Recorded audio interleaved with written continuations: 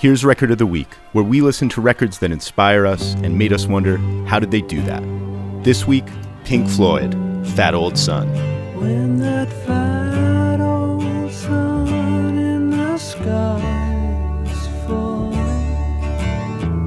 summer evening birds are calling.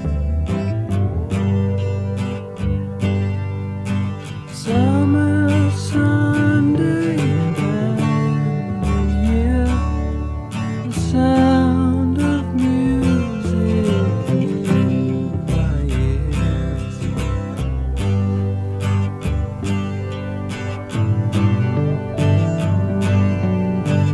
Distant bells, new mown grass smells so sweet. By the river, holding hands, roll me up and lay me down. Fat Old Sun. Yeah, well, the backstory is that we got an email from Tony yesterday suggesting a couple of songs, and the first on his list was Pink Floyd's Fat Old Sun from Atom Heart Mother, which was released, in 72 or something? I thought it was earlier, no? 71? 71. It's an amazing record because one side is this crazy orchestrated piece with horns and stuff, and it's one... The album. Yeah, one song is 21. The first Right. side A or whatever, side B, is just a 21-minute song, epic arrangement with horns and stuff. And then side 2, or the other side, is basically a bunch of kind of psychedelic folky type Right. songs, English folk chill. songs. And I remember when I was young, that record was floating around the house, and I was really into it. And was into that, I guess. But anyway, so when Tony emailed and said, well, why don't you do this song for Song of the Week, I was personally skeptical, only because I just I never thought about that song as just a kind of wacky. That song in particular. Yeah, and that whole side of the record. I did like the record, but I never, Right. it didn't have weight with me. Right. But we listened 3 or 4 times, and I guess what happens a lot with this stuff is, you listen on Genelex, and you realize how rad it is. Well, also, the seeds for what they eventually became. I mean, Right. Dark Side of the Moon was probably 2 or 3 years later. Well, it was a few records later, for Few sure. records, but you can hear the seeds. The slide guitar, Yeah, the yeah. ambience, the Yep. psychedelic part of it, Yep. and David Gilmour's voice sounds exactly the same Yeah. through the years. Even Yeah. that live version we looked at from. What year was the recent. live version? I think that was very recent, a couple of years ago. Right. But his voice sounds exactly the same. And it's interesting how maybe that record wasn't the record they wanted to make. Why was no other members on that? Well, Richard Wright was on it. Right, but He They probably took a day just, off, or maybe he just had an idea for this song and wanted to work it out.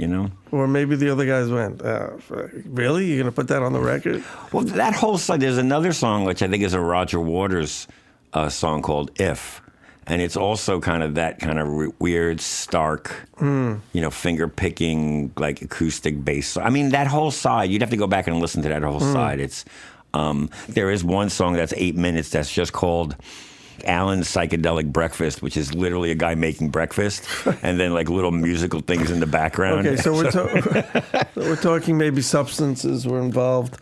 But I'm sure no substances were harmed in the making of that record. But it's interesting how a full band would kind of just put out a song that doesn't have at least 2 members. And you said David Gilmour played drums on it. Yeah, he played everything except for the organ, which Richard Wright did. Right. Oh, yeah, so it's basically side 2 is If, which is the Waters song. If I were a good man, I'd understand the spaces between friends. A Summer of '68, which is a Rick Wright song. Fat Old Son, which is a Gilmore song, and Alan's Psychedelic Breakfast, which is a 13-minute thing. Roger Waters? It's all of them, and it's an instrumental. So that's really the height of psychedelic right there, like a guy just baking eggs. It's true, dude. You hear him in the kitchen. He's sizzling.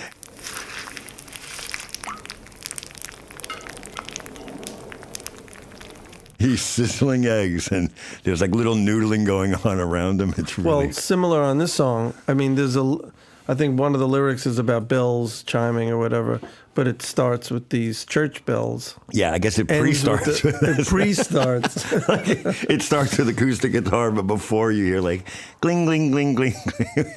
And then at the end, after the din of the band playing, right, it goes out with din, din, din, din, din. But it's, to me, what's interesting is it really is English folk music. Right. And you don't, even though it sounds just like later Floyd, right, you don't really get, you wouldn't say later Floyd sounds like English folk music. Right. Does it sound too, like, so when you say English folk, is it like Fairport Convention A little and bit, stuff yeah. like that? Okay. Yeah.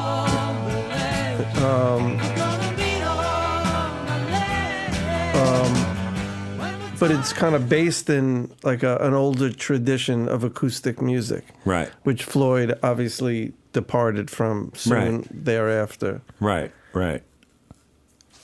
I mean, it's a weird record for them because it really is just super kind of wacky and experimental. And, you know, like I said, the side one is a 24-minute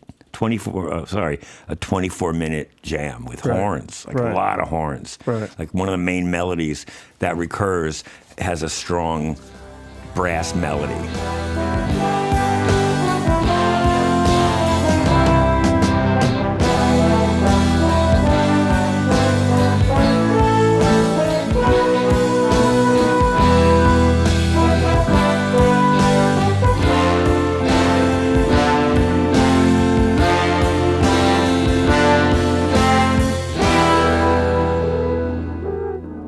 Is there a producer of note on this record? I don't think so. Let's see. Let's see. Oh, yeah. Well, Peter Brown engineered. Alan Parson engineered. I think they produced. Well... At least that's what it says on the wiki. Yeah, at least on Fat Old Son, I can't imagine there was anyone else in the room. I think at this point they were making their own records. I think they were just... I think if they had a producer, they wouldn't have done a 13-minute song about making breakfast. At least I would have let them do that. You would have made it lunch. Yeah, exactly. I would have made it like a single edit to 6 minutes. Cut washing the dishes. You don't need to wash the fucking dishes, dude. But so back to Fat Old Son, sorry. Like you talked about the bells in the beginning. Now that's like kind of crazy because the bells have nothing to do with the previous song. So literally at one point, David Gilmour is recording this and he decides he wants to put like chimes, like the bells of St. Menzies or whatever it is. Right, but there's a lyric in there that references some bells. So I guess that's like the vibe. But I mean, that seems like it's very, kind of psychedelic, like influenced by something else. It's like, okay, let's start it. And then I love how it comes back to that. Yeah. Which is really good. Yeah. But his vocal is like super dry the whole way. It's like really and dry. And beautifully sung. I mean, it's interesting because he it's not that high, but he sounds like he's in falsetto. He's always in seemingly falsetto. He's also not a belter. Mm-hmm. And it's funny watching that later video that we did, it's probably like from a few years ago, maybe up to like 5 or 6 or 10, whatever. But like, unlike a guy like Robert Plant who shreds, and the guy from Deep Purple who shredded, you know what I mean? Like, he's not ever really shredding. Right. In fact, Roger Waters is the guy that does the screaming and the shredding. So it makes sense that, after 40 years, he can still sing high. Yeah, right. And, you know what I mean? Right. I would think, what I would think about singing, you know what I mean? But his voice, to my ears, has not changed a lick. Yeah. Huh. Yeah. He even sang the same melody most of the time. Right. I guess he went off course a little bit. Right. But the interesting... That's a wacky arrangement. I mean, all the way through where the drums fill and then the electric guitar comes in. Even his live version adhered to exactly the template. It was pretty close. The solo was close too, Yeah, right? I mean, yeah. maybe he gets off a little bit halfway. But what I said to you when we were talking about that is he's probably played that solo like 5,000 times. Yeah. So you think he probably know it.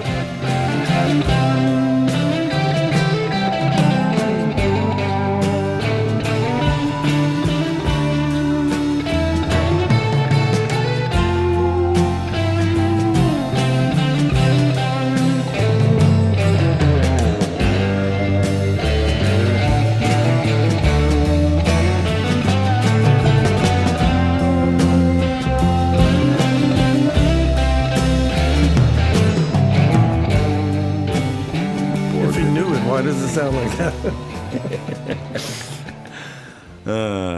But also like the good, really production stuff, like drums on the left, which is fun, bathed in reverb. Yeah. Well, does that sound like plate or spring to you? It doesn't sound like chamber to me. It sounds It like... doesn't sound like spring. Okay, so it's probably plate. It's Right. probably like a big old fucking Right. plate Well, reverb. they took the plate off of the breakfast song. I wonder what they used on that. That would be a dish reverb. Egg, bacon, sausages, toast. And then the other thing is, I mean, the thing that I laughed about in the beginning, I guess listening here in your control room with the Gen Alexa, which I never noticed before, was how uncompressed the bass was. Yeah. Like, the low notes are just like filling up the entire song, and then the high notes just are kind of like... I wonder how that worked on vinyl. If that's a good point. That's a really good point. If I had to turn... Does your brother still have the vinyl? He probably does. We could probably get him to listen and verify. To verify. Yeah. But that was really, I mean, those low notes really jump out. Not even jump out, they just take up so much more space than the high notes. It's so funny. But yeah, the song is actually pretty good. It's probably like a minute too long. It probably is. Now but that I'm 58, but it's probably a minute too long. But it's long. a beautiful song. Yeah. And I can see why, after all these years, he still plays it. Yeah, yeah. It is a great vehicle for the tone of his voice. Mm-hmm. It sounds beautiful. You know, the beginning is just him and the acoustic guitar and the bass. But yeah, I get it. And, you know, once again, like when I was a kid, that song was just so cool. That whole side was so cool. And in fact, really, a backstory, I've talked about my buddy Emil, who is in that band Holy Sons. Mm-hmm. When we did his record, In the Garden, we kind of talked a lot about the acoustic side of that record. Oh, really? Like we kind of... That was a reference? Yeah, that was a reference from me for sure, and then he was into it too. So we talked a lot about the psychedelic acoustic Pink Floyd, and we kind of wanted to kind of keep, you know, get that vibe a little bit. So that song does definitely mean a lot to me over the years. But it is funny because it is kind of covered in such a wealth of other, you know, up through the wall and stuff. Yeah, You know, right. it's like Fat Old Son kind of gets lost in how much other, like, you know, money and just all so much other massive hits and just, you know, revered songs that they had. Yeah, but for me, again, listening back, to hear where that stuff, what it grew out of, Right. the mentality of how psychedelic that was, Yeah. really lends itself to the later stuff. And even though the later stuff is way more kind of together, Yeah. I mean, this is a little bit very much all over the place. Yeah. And now, the other thing we haven't talked about is, so he did record all the instruments himself and sing except for the keyboards. Right. Right? So in So he 1970... played bass, drums. Yeah. So in 1971, how do you think he, like, do you think Where did it start? he probably started with the acoustic, right? Right. And maybe that's why the drums are so, you know, quote unquote loose.